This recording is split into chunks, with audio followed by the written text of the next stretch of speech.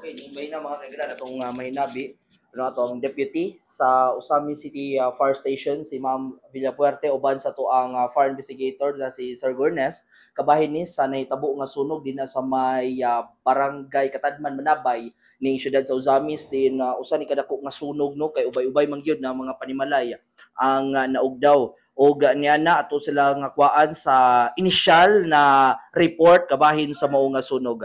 Mama yung gabi og sir. Ngayong gabi ini sir, salamat sa inyong pagbisita karong kagabi una. Bago pa ginahuman ang pagbubulok sa atong sunog sa Katadman. And regarding sa sunog, i-detail lang nako pagkuan. Yes. Sa ganina, around 4 o'clock, 16:02, kanang blessed pud kaayo kay ato nga dito nga area na ay kauban namo nga naa dito sa Oak Hill. So wala gyud laing color mga laing citizen bitaw nga nanawag, concerned citizen.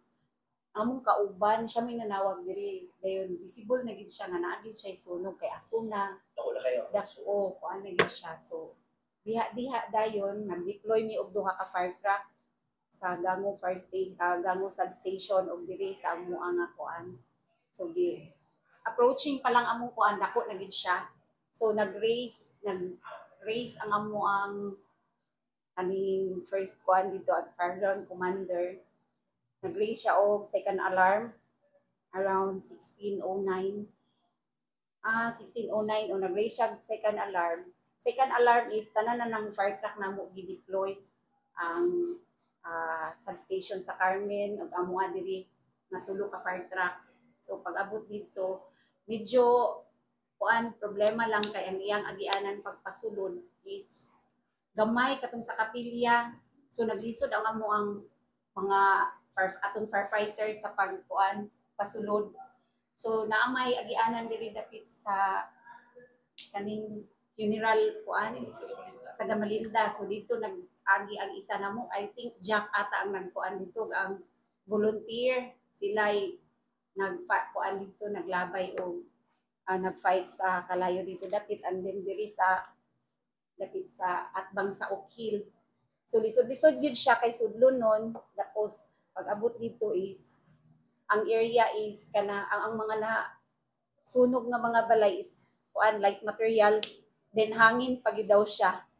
So motong paspas ang pag-scatter sa kalayo. So initially ma'am pila ka mga balay ang ugdaw sa sunog kay kung nakita na to caliber man din ang mga panimalay. Yeah, kay tungod siya kay light material siya tanan ang 18 households no. 18 households ang sunog sir. Ayo 108 ka tawo ang sa atong panimalay. Kay sa naisa ka balay na tagduha ka pamilya tagtulo sa unang daghan ang bituan. 18 households and then 30 ka families. 30 ka pamilya. So nakita na to ang paspas no nga pag-responde sa itong kabiruhan ni Didit. At nakita nga doon na yung problema sa itong daan. Tungkol kay gamay siya. Lisod siya sudlon na itong kapilya nga katong nasa front, di ba? Nga tubangan kapilya din katong kili dito. Mula naglisod ang mga kauban dito pagpasulod na. So mo itong layout mo mga pinakapuan hoses to. So ang kuan dito sir sa ground, unsay mga nakita nimo dito sa ground nato sa mga sunog? Pag adto na ko sir, sir. Ako di kay sunog, ang ubang structure mabalay apla na gyud. So, pero sa karon sir, di pa may ka pinpoint ug unsa gyud ko sa sunog kay kamulo man investigation sir. So karon kapulo pa investigation o gawas sa ato ang mga mga panimalay doon na kay mga nasamdan sa mga insidente. Sa super sir wala ko na ibalan nga na isamdan. So gawas sa ato mga pamilya na naapektuhan gyud sila. Ano about sa mga binuhing mga hayop? Sa akong nakita dito sir, nagyo iro o baboy nga nasunog yun. paspas ang pag-scattered manggudpod kay tungod mga kahoy ba made in light materials ang mga nasunog na balay.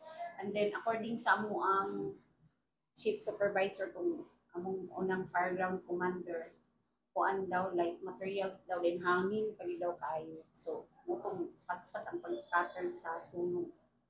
Mutong medyo na kuan pud sila pag control kay tungod sa agianan na maglisod silang plaster.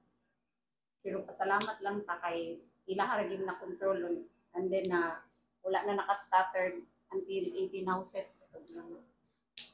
Sa kana mga pila ka mga mga fire truck and fire stations ang ning kuan Naka-respond. So naabot ta og third alarm. So kanang third alarm sir is mo respond na ang Tanggob, Clarin and Tudela.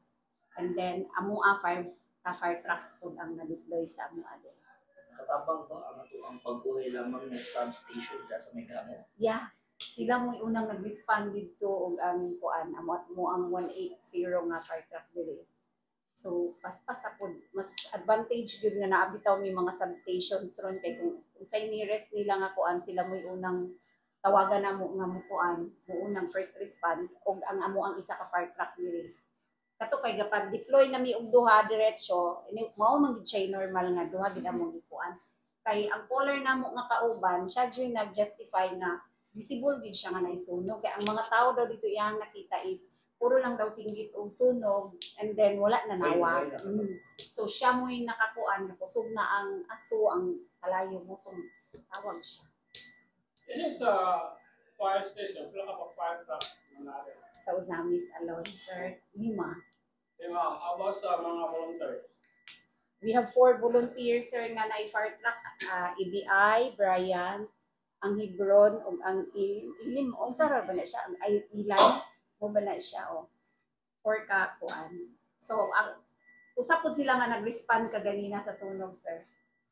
Naapod sila dito ni Tabang Town sa mga kabumbiruan. Mara ba ta naglisod sa crowd control kung kuan pili na to makuan si sir? So para sir, pag ato na ko sir, wala ra po dalisod sir kay ang mga tao dito sir di tabang po sa mga bumbero sir.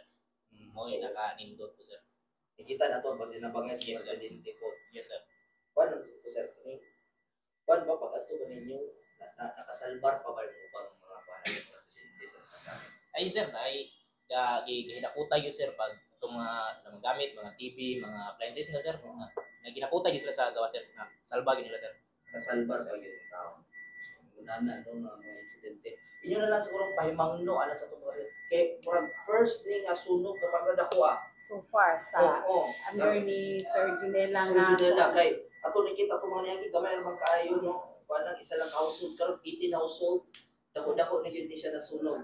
dako jud kay daghan na ang na kuan involved nga mga balay kay katong mga previous tagwan sara man to ka balay no karon siya mo'y dako-dako gid so far sa under ni Sir Junela nga kuan.